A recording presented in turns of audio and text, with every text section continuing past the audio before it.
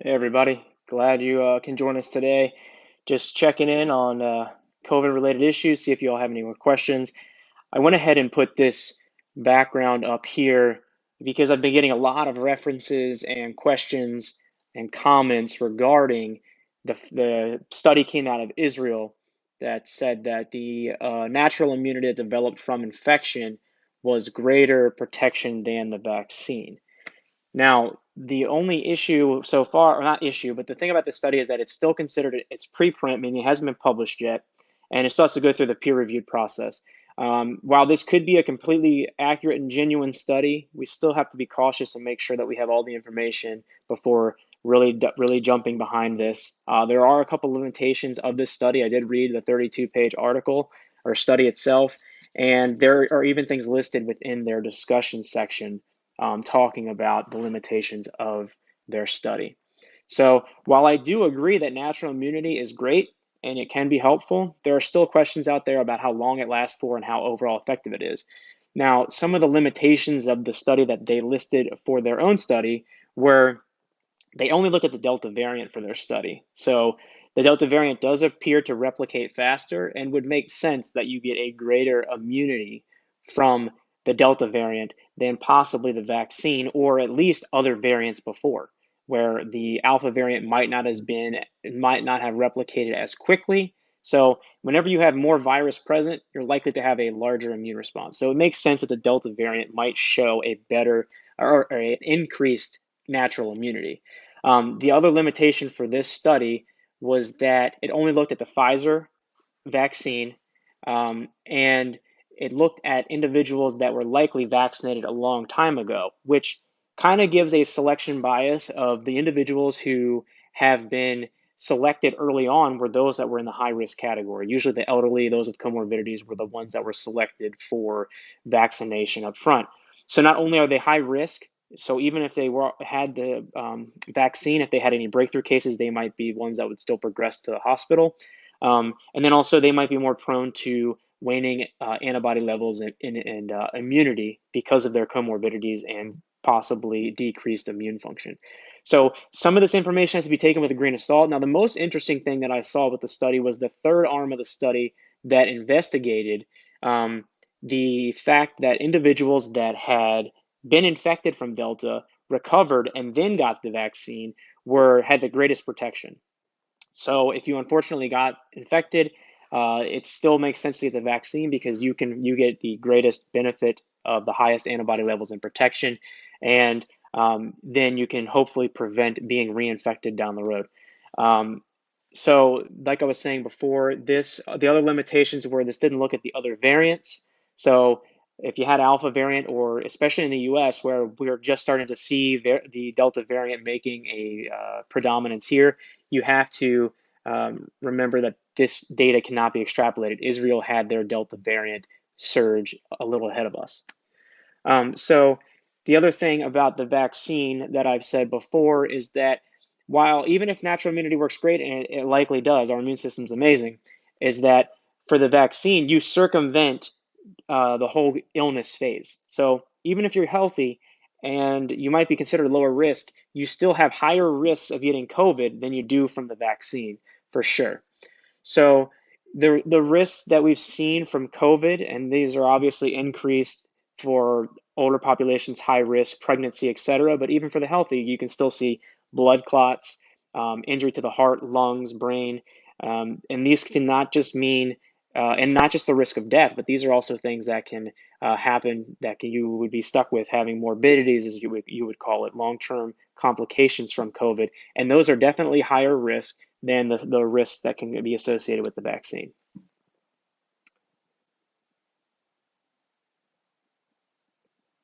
Okay, so the PCR test couldn't tell the flu, so that's not true. There are PCR test cartridges now that look for both. Before there was no overlap. The flu is completely different than the COVID spike protein and what they look for the PCR testing. So there was no false positives for COVID from the flu. That's an inaccurate statement. The For the new cartridges, however, the reason they added both was because they wanted to be able to rule out both at the same time. So you would either come back positive for COVID or the flu, and then they would have their diagnosis. Okay, so I get this one a lot. So 0.0002% chance that I die. Why should I get the shot if you can still spread it as well? So um, for this example, that's a low percentage. The death rate, even for healthy individuals, isn't that low. It's still low. I'm not saying that it's very common for healthy individuals to be passing away from COVID, but it's not quite that low. But the main reason to get it isn't just for your protection, it's to prevent mutations from occurring from you and also to reduce your risk of spreading it to others and reduce your risk for complications from COVID by getting the vaccine. None of these vaccines, and I've never said this once about vaccines, and the healthcare community has never said this, vaccines aren't meant to completely eliminate something. They don't completely eliminate your risk of contracting it. They don't completely eliminate your risk of spreading something. But the idea is that you reduce those chances. Ethylene oxide is not in the swabs. It's used as a sterilization technique, and there's not even trace amounts of it left on the syringe or the samples when they go to take the samples for the test. So that's not true. So SARS-2, basically SARS-1 was back in the 2000s. That's what it was. So SARS just means severe acute respiratory syndrome. And in these cases, they're caused by viruses. And the first one was caused by the SARS virus that happened back in the 2000s, and this one's caused by COVID-19. So really, the acronym just means that you're having a severe inflammatory response, typically in the lungs, that causes respiratory distress. So the acronym's more of the pathology going on in terms of the patient as opposed to the actual virus that's causing it.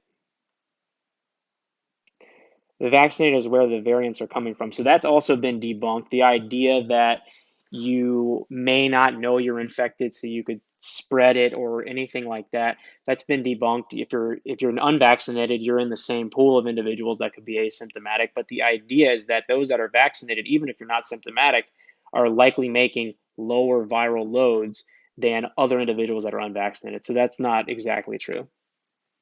But I can see why somebody might say that because it does circulate quite frequently.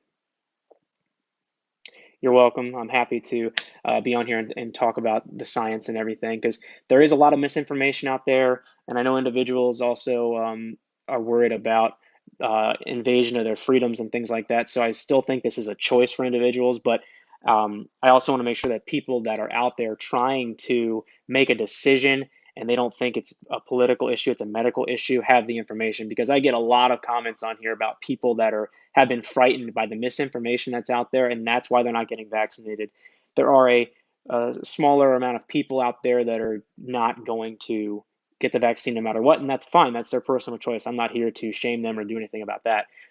But for those that are trying to make a decision, I just want to pass the information along to them so they can make an informed decision, and it's still up to them whether they want to move forward or not. You have COVID right now, and why would I get vaccinated? So obviously, you got to wait till you recover to officially get vaccinated. But according to this study, you actually would confer the highest level of antibodies and longevity from being both infected, recovering, and then getting the vaccine. So there's actually evidence from this study that show that there's a lot of benefit from being vaccinated even after you've had the infection and recovered. Now, I'm not saying that means that your natural immunity doesn't work. It just enhances it further and likely increases the duration of it. So natural immunity does work, but we still have to have more information about how long it works for and how effective it's going to be. Thoughts on spiked proteins long term. So it depends on what you're just talking about here. If you mean the spike proteins from COVID, then those are the things that are causing complications because of likely the abundance of spike protein that you're going to get when you're infected from COVID. That's different than what you get from producing the spike protein alone from vaccination. So with the spike proteins along with other components in the virus itself, if you become infected, they can have long-term ramifications on your body. And that's why we're seeing increases of morbidities and long-term health conditions associated with COVID.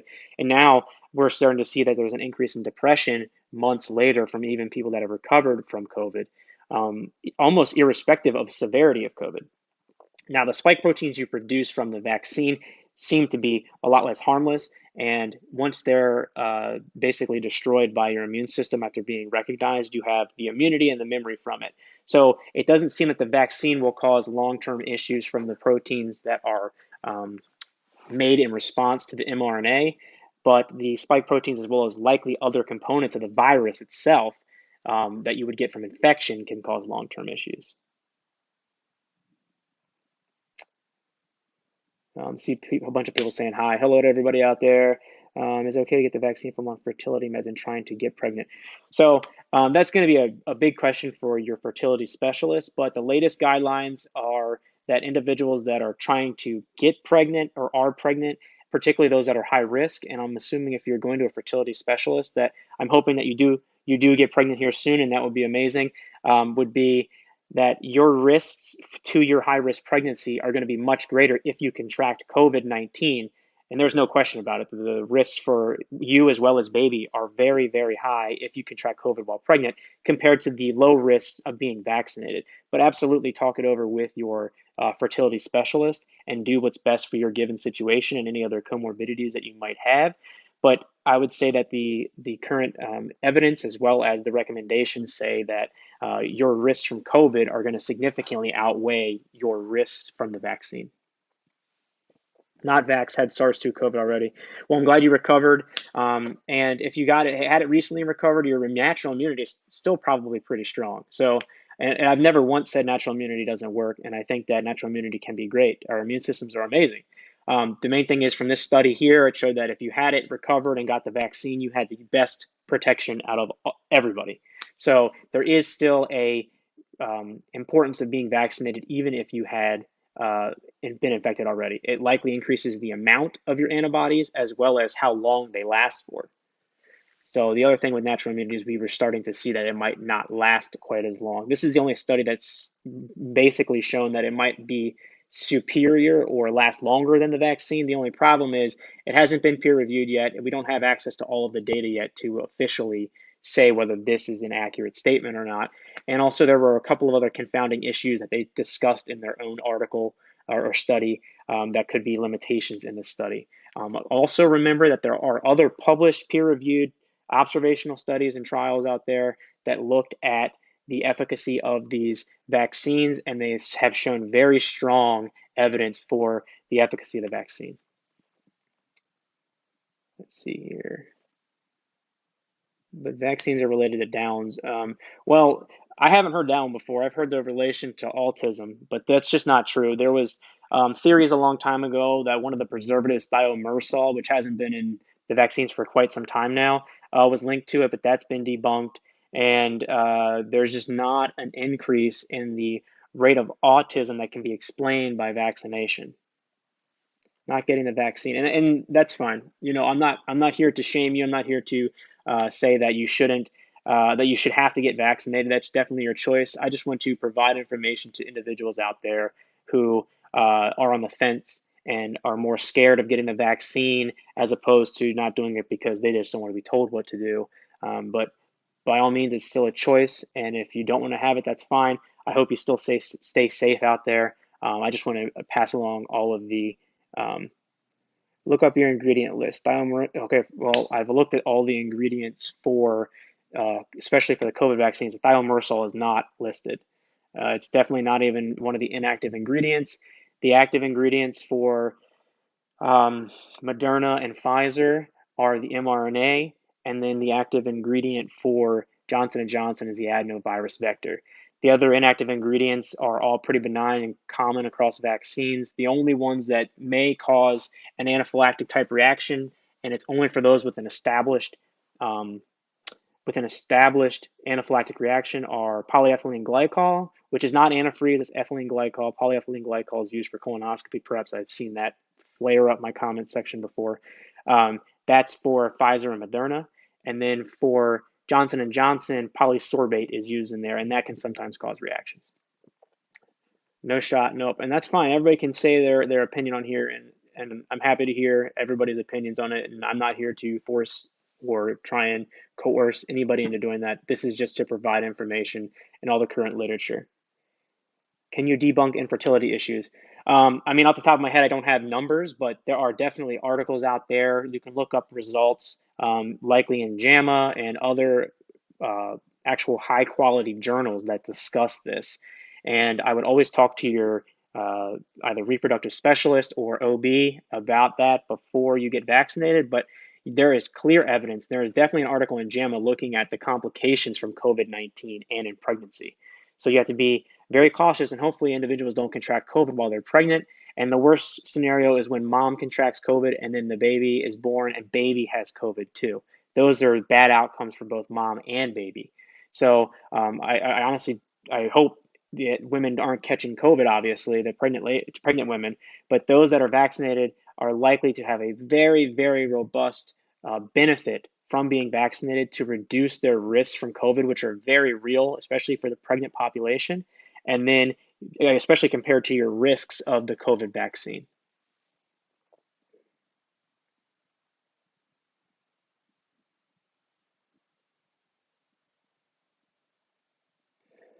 Why are so many people dying? I'm not, are you in terms of COVID or the vaccine? So you're probably talking in terms of the vaccine. The vaccine, um, most of the information people are talking about comes from VAERS, which is the Vaccine Adverse Events Reporting System. And while the information could be accurate, we also have to be cautious interpreting it for a couple of reasons. Firstly, you have to remember it's self-reported, and then number two, it's not verified. So, and then taking into consideration when you have these adverse events that get reported, you also have to remember you need to compare those to the background amount that would occur for the general public, regardless of the vaccination status. And if you're not seeing something happening much more than you do for the general public, then it's unlikely that it's associated with the vaccine. Now, I've seen people reporting 15,000, 50,000 deaths on the VAERS system, is what I've heard on my comments here. And obviously, any death is tragic, and it's not good, whether it's from the vaccine, COVID, or something even unrelated to COVID. But you have to remember that there's been billions of doses of the vaccine given, so that amount is very low compared to the overall amount of vaccines that have been given, as well as the amount of individuals that have lost their lives to COVID, which is in the U.S. over 600,000 and in the world over millions. So you have to be very cautious with that.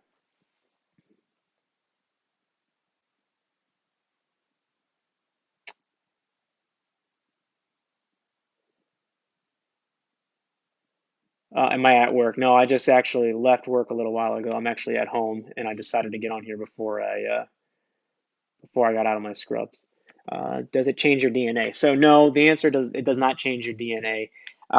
What happens is the mRNA can't even gain access to your DNA. So your DNA is inside the nucleus within your chromosomes. Then outside of that, you have a fluid-filled area called the cytoplasm, and then there is the cellular membrane. So the mRNA comes in through this that was from the inside out. Now from the outside in, you have the cell membrane. mRNA will come in, go to something called a ribosome, where it delivers the message to it, and then that information will produce a protein, which is the spike protein. That goes out of the cell. Your immune system recognizes it as foreign, produces the antibodies and everything to that. And that's basically how it works. But the mRNA cannot gain access to your DNA, and also RNA and DNA are not the same. There's something called uracil, which is a building block for RNA. That's not even present in DNA. So unless you have an enzyme, which humans do not, called reverse transcriptase, which takes RNA and makes DNA, there's no way that the mRNA itself could alter the DNA, even if it could get into the nucleus, which it can't. Why are there poisonous ingredients in the vaccine? So I'm not quite sure where that comes from. The thing is that these are common ingredients in most vaccines, and uh, other vaccines have been pretty safe before. So there's nothing that's been out of the ordinary for this vaccine compared to other ones. It's been very safe. It's been highly tested now, especially and under a lot of scrutiny because it did go through a little quicker with the emergency use authorization, but now it's essentially the same as other drugs and medications and immunizations that would have required FDA approval because they had enough data to get their full approval.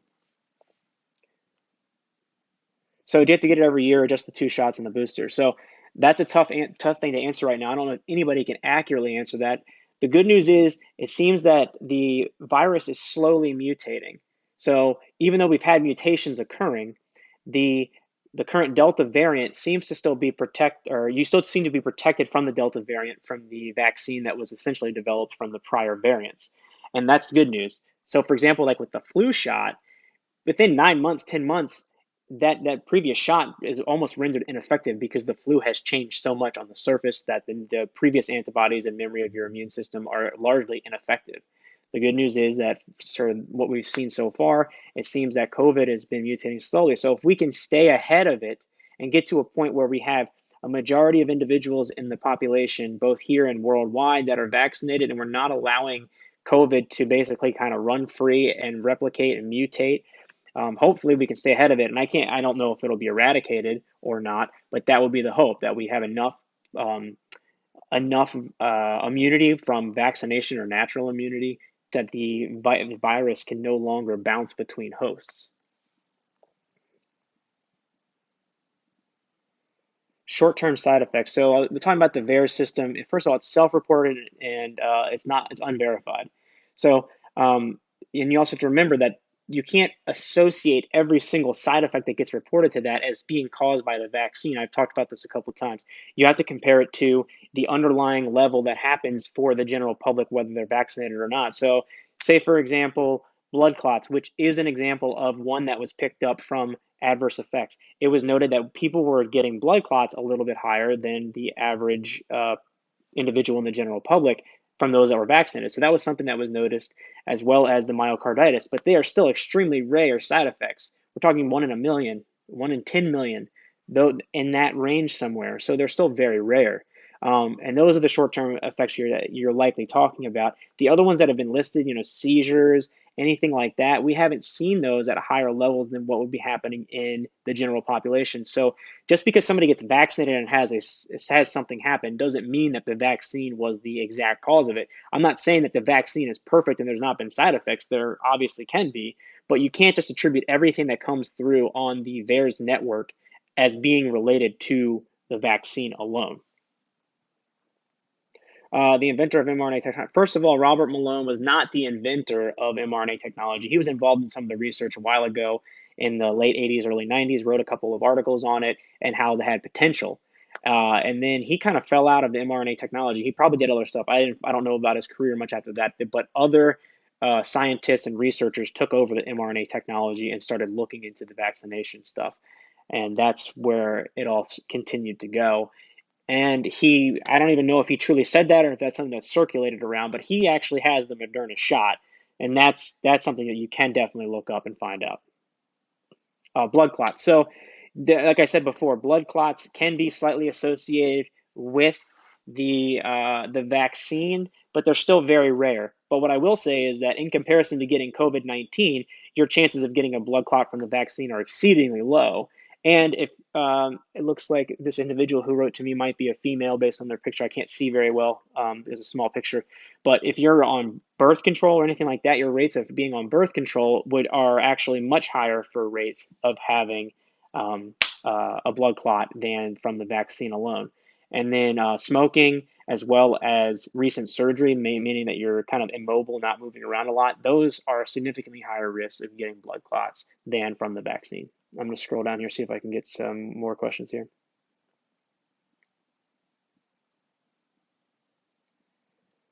Let's see. I'll be honest with the vaccine's safe. So based on all the information, so based on my personal information of myself as well as coworkers who have received it, I believe so on that. And then on all the evidence that's outside of that, all the studies, all the actual scientific data that's been peer reviewed and trials that have been conducted, phase 1, 2, and 3, then yes, it has to be safe. I mean, let's see here. Can vaccinated people spread COVID? Yes, I've talked about this quite a few times. You can, but your chances are reduced, both for your severity of disease yourself and your viral load is decreased and likely decreases your chances of spreading it. Not eliminates it completely, and that's never been the point of vaccines. The chance is to try and get our stuff and our the numbers in our favor of reducing spread and reducing the toll that it takes on our society.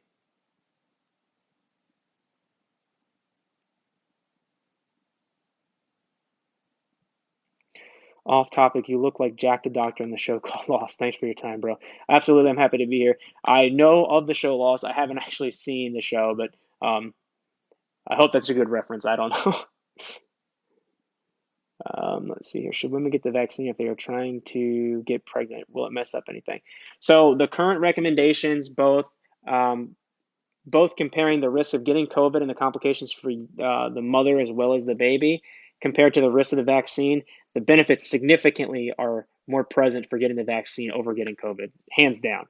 Now, since they made that recommendation a while ago, they have been following it up. And actually, I believe it was recent, maybe it was the 21st of August or even more recent than that, a follow-up information came out, and I think it's on the CDC website about pregnancy and fertility and all that. And again, they've been following it and watching it, and I think that the normal miscarriage rate, which means something happening, spontaneous abortions before 20 weeks, I believe falls somewhere between 11 and 16% for the general population, nothing to do with the vaccine. And then they noticed for the vaccine population, it came in around 13%.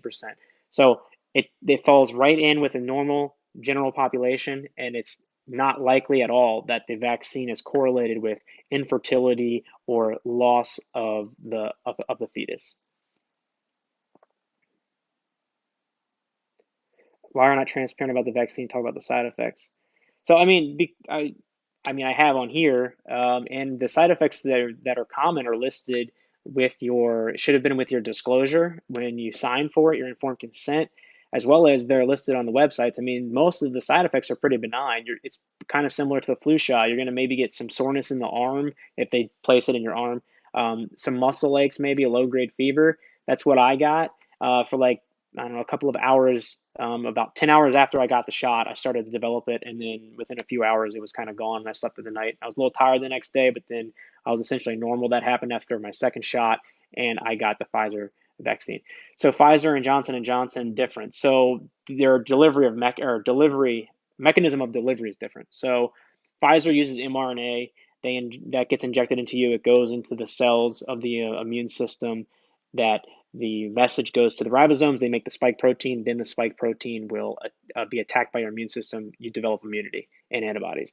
The Johnson uses a viral vector. So basically, they place the information into this viral vector. This viral vector does not infect you. It's not like you're getting a virus. It's just the way that they allow the mRNA to be delivered to the cells, and then it basically is essentially the same thing after that. You develop immunity to it. Johnson was slightly less effective initially, but it looks like they have a very robust response if you receive a second shot, since they were a one shot to begin with. And they had I think it was like 12 times the antibodies developed with a second shot of Johnson & Johnson. Could be an actor. I'm not an actor. Dr. Jordan Talley. You can go to Johns Hopkins Anesthesia Critical Care Medicine residency program. I should be listed on there. I was in the class of 2018. So I'm just on here to answer questions for individuals. I just know that a lot of healthcare workers out there are getting burnt out, and we're trying our best to help the general public reduce misinformation out there and try and reduce the suffering and deaths that are going on from COVID-19.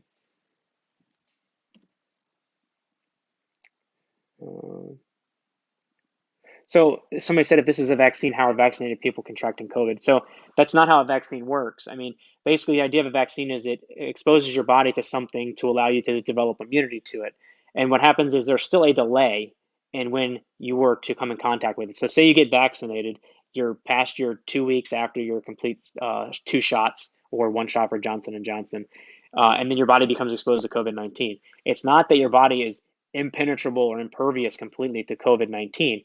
It's just that once it starts to go into your nasal passage and replicate, you still will get a good amount that will happen before your immune system recognizes it. But then within a day or two, your body will have a robust immune response already started. If you wait on natural immunity, it could take several days to a week before your immune response kicks in. So during that whole time where the virus is replicating, you're possibly contagious. That's when you could be spreading it to other people, and you also have to go through being sick. With the vaccine, you might get some mild discomfort from the shot initially, But the idea is that you get the antibodies without exposing yourself to the risks of COVID-19. Let's see. Answer the stuff people want to know about. I'm not sure what people are talking about. I'm trying to go through the questions here. If you have a specific question, go ahead and ask it. I'm trying to. I have like literally 500, 600 comments on here, so I'm trying my best. Let's see here.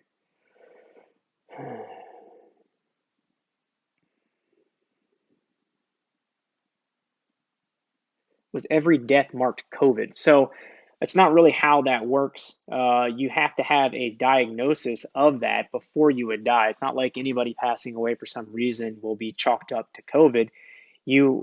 That's fraud, because if you have to have on your charts why a patient is hospitalized, what you're treating them for, and all these things. One, for correct charting, so patients get the correct care and there's correct handoff with other physicians. And also, separate to that, there is the billing aspect, and insurances want to make sure that they're paying for what you're actually saying a patient has, and that's insurance fraud, and there's big consequences for that for private insurance as well as Medicare and Medicaid fraud. So people aren't out there lying about this. And also, there's no gain from the physicians on whether or not the individual has COVID or not. Now, I know there's conspiracies about hospitals and all this stuff getting kickbacks for COVID, but you also have to remember that when individual hospitals have spikes, particularly small community hospitals, and they have to shut down their surgeries, they're not able to make any money to stay up and running to care for the community. I mean, the procedures are where hospitals make money. So individuals on here saying that they are marking up their COVID numbers, that's why they don't have any beds. It's better for them to have money coming in to get paid for COVID. And I don't even know if that's the case. I'm not going to lie. I don't know if the government has been not incentivizing, but paying extra for COVID patients or not. But what I'm saying is that when ORs shut down at hospitals, that's when hospitals lose money, and it's not in the best interest for the community if a hospital goes out of business and can no longer provide healthcare to the area. So that is what I'm talking about. Why not talk about obesity as it relates to COVID? So obviously, obesity is a risk factor for complications from COVID, and nobody's going to argue against that.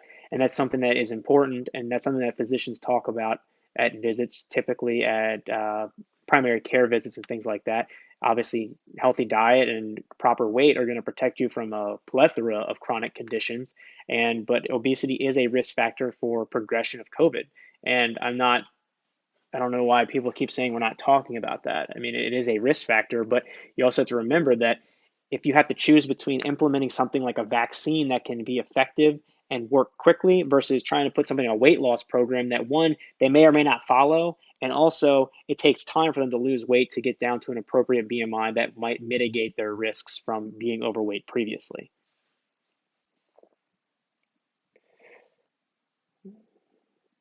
Want to keep mutating faster with the vaccine. So that was debunked. That was some articles circulating about the idea that if you're asymptomatic, you might be spreading it to other people, and that if you have this low level of infection, it'll replicate. You won't even know you have it.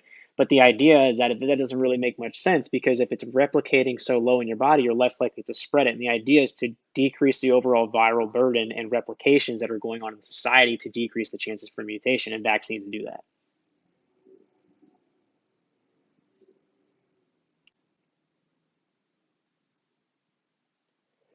I'm not anti-vax. I'm not forcing people, and I agree with that. I've said on here numerous times that it's a choice. It's an independent and personal choice. I'm not agreeing with forcing individuals to having it done. I'm just trying to provide information, because you would be surprised how many people have written on here and also tried to contact me saying that they were only not getting the vaccine because of misinformation they were receiving, and they were afraid of getting the vaccine.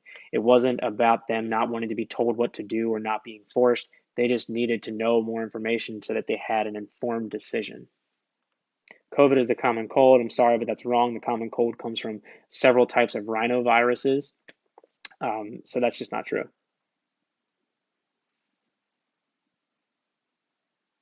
So the O positive immunity, I have to read a little more on that. I saw something about that popping up.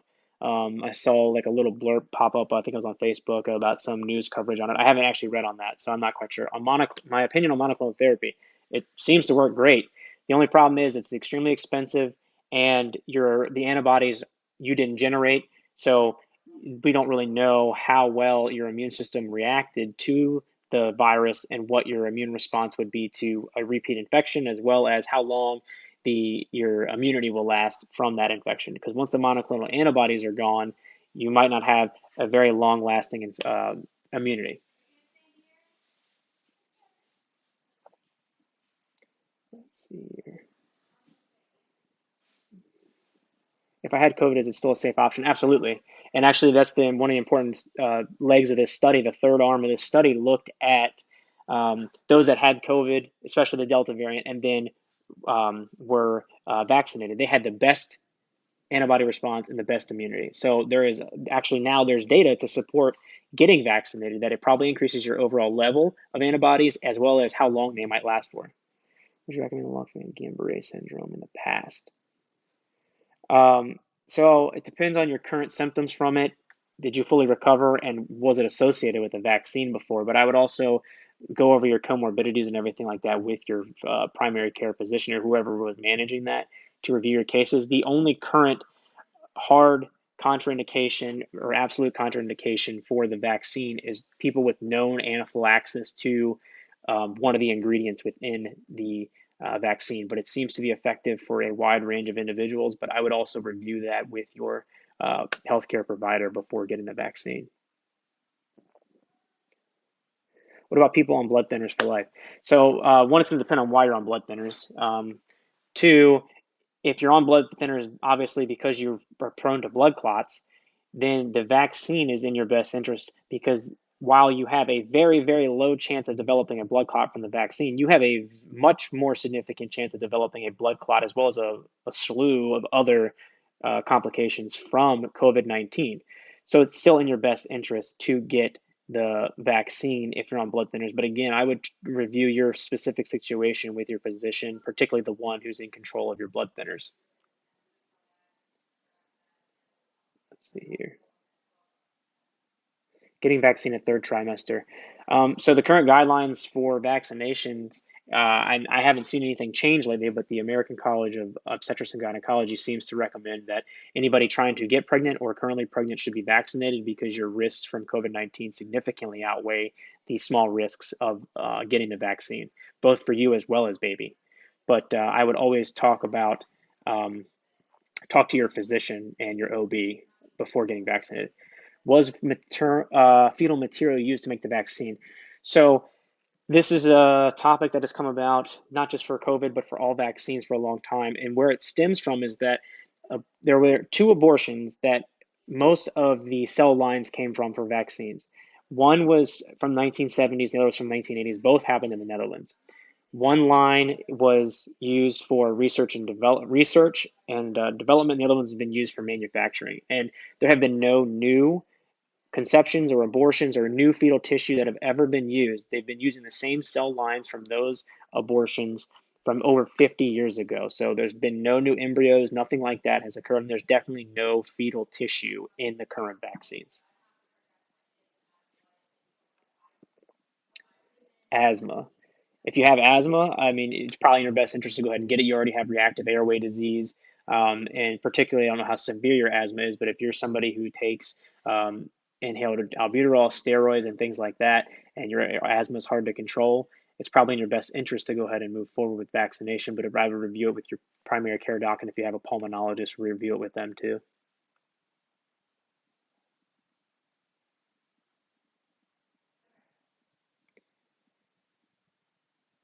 I mean, this is a fair point. So you should mention how people need to stop using VAERS as a source of truth, and that's actually a very good point. Now, while we need to be cognizant of what's being reported, you got to remember that not everything that is reported to VAERS means that it's 100% linked to the vaccine. I'm not saying that they're all bogus and that nothing can be related to the vaccine, but you got to remember that we've been vaccinating individuals for several months now, and if something were to be happening in the general public, regardless of their vaccination status, then it's likely not due to the vaccine, unless we're seeing it at rates higher than what you would see for the general public. Booster vaccines, the current recommendation is for immunocompromised individuals. If you're in healthcare and you'd like to have the added protection, and I think the recommendations for individuals that were vaccinated over 8 months ago, then you might do it. I'm still on the fence about whether I'll get the booster or not. I probably will. I think I'm due. I finished my course back in January. And since we do, particularly for us as anesthesiologists, we intubate individuals, we have exposure to airways and potentially viral loads, and we take care of COVID patients coming for surgery. I likely will probably get my booster shot. But outside of the immunocompromised community, I don't think any guidelines currently say that you absolutely have to get it. But if you want to get it, you should probably just proceed and have it. I don't think it's going to hurt. And with the variant, the Delta variant, as well as any potential new variants, hopefully, if your antibodies are up high enough, you will all have protection.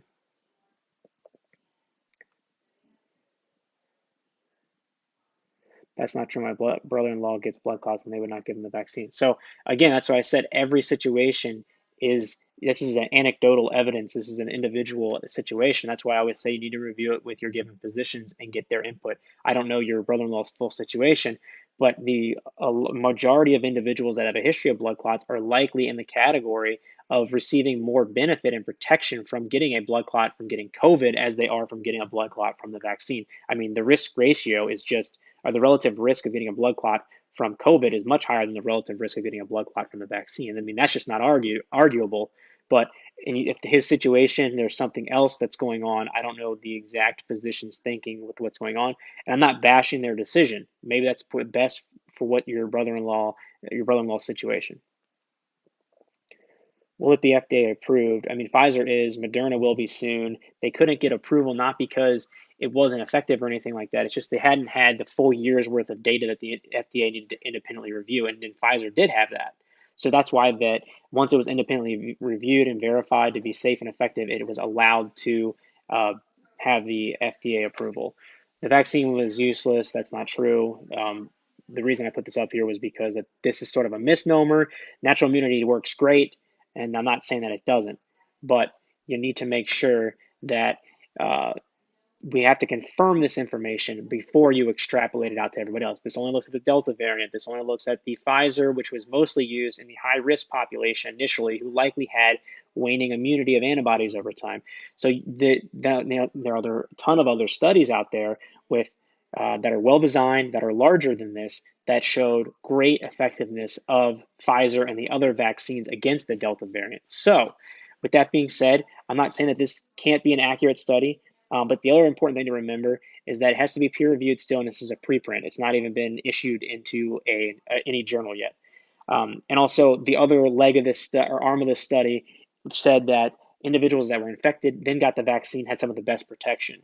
So that leads you to believe that if you've been infected, there is a reason for you to get the vaccine still, because natural immunity will work for you, but it's not. But we don't know how long it will last for. And if you get the vaccine, your antibodies will be even higher, and you have the best protection out of everybody. Why are people thinking they are being coerced into getting the vaccine? So, I mean, I can see where some of this is coming from in terms of they think that mandates from private businesses is coercion, and I can see where they're coming from. But the problem is, it's people feel like they're being forced when it's a more of an inconvenience. And I'm not saying it's easy to change from job to job. That can be difficult. I'm not arguing that. But if somebody who owns a business decides that they want their employees to be vaccinated to protect the other employees, any patrons, or the boss themselves, that's their right as a privately held company. They're an American citizen. They have the freedom to decide what they want to do with their business. And now, if it's a place you go to give them business, you're a patron somewhere, it might be inconvenient to not be able to go there, but you're free to take your business to another establishment. That's all part of it. And again, that business owner, if they're a privately held entity, is allowed to do what they would like. So I'm not here to say that individuals should be forced to be vaccinated, but this idea of mandates doesn't mean that it has to be forced. This does not mean people are showing up to your home, forcing vaccinations on you, and if you say no, then you're being given a ticket or arrested or something like that. That's completely different than what we're seeing right now.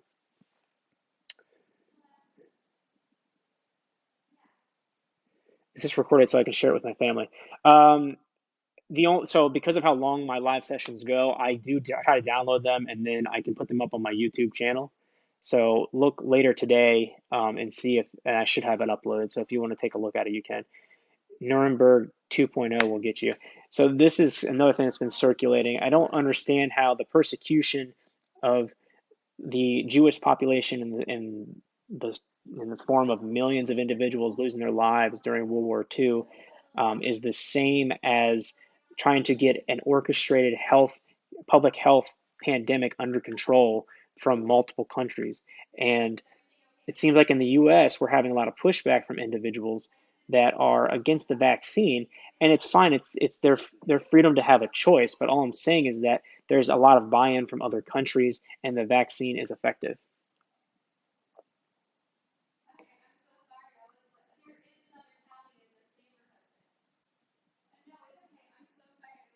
Do I need a history lesson?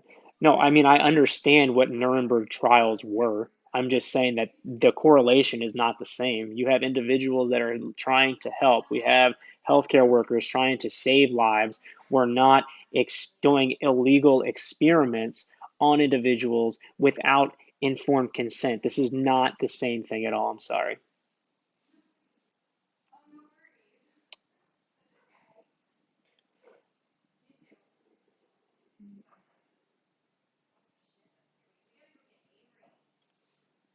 All right. Let's see here. ADE, a real concern. So that's the antibody enhancement theory.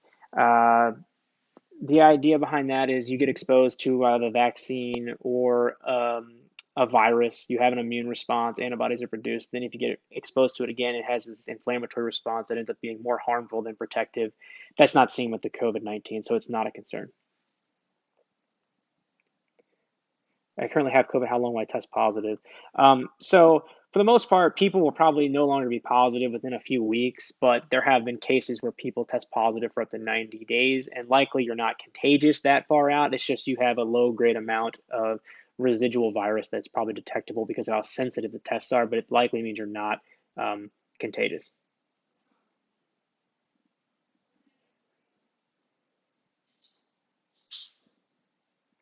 Let's see. All right, I'll answer one more question, and then I got to get going for today. Um, let's scroll down here. I get a lot of comments. Sorry, guys. Let's see here. So how bad is Delta? Will it get out of hand in the winter months? So the thing about Delta is that on an individual basis, it doesn't seem to be more deadly. It's just more contagious. So what I mean by that is, say you have a population that the Alpha variant may have infected 100,000 people and 1% were to have mortality, then you would lose 1,000 individuals. But if this is more contagious, the Delta variant, and you have 10 million people get infected and you have 1% of those die, you're having more people dying, but at the same percentage. It's just that before, the alpha variant may not have been as contagious and gone around to as many hosts. And that's the idea that the vaccinations are helpful to try and reduce the severity of disease. How long do you have immunity after COVID? So that's a great question. That's something that still needs to be identified. This study said that you have pretty good immunity for a few months. Initially, it was thought maybe 3 to 4 months for most people. It could be longer. And with the Delta variant being a little bit more aggressive in terms of its replication, it probably does elicit a stronger immune response. So you might have a little bit longer natural immunity. And natural immunity can work great. I'm not bashing our immune system. It's an amazing thing. But all I'm saying is that in this study, it looked like there is a good response to Delta, but the Alpha variants and the ones before, they were a little bit more mild in their replication, still severe, and obviously took the lives of individuals, and that's obviously sad. But with the Delta variant, it does seem to be rapidly replicating even in the healthy individuals, but they don't always progress to severe disease. It's likely that they're having a more robust immune response to it. All right, I'm going to do one more question here, guys. Let me try and find a good one.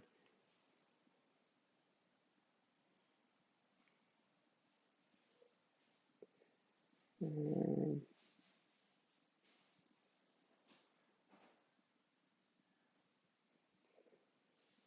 let's see here. Oh, I have to just talk about this one. Somebody said they're on day 10, can't get out of bed. It just keeps coming. Way two is fine, but I'm hurting. Oh, I'm sorry that's happening to you. Um, I hope that you recover here quickly. Do you think we will have another lockdown?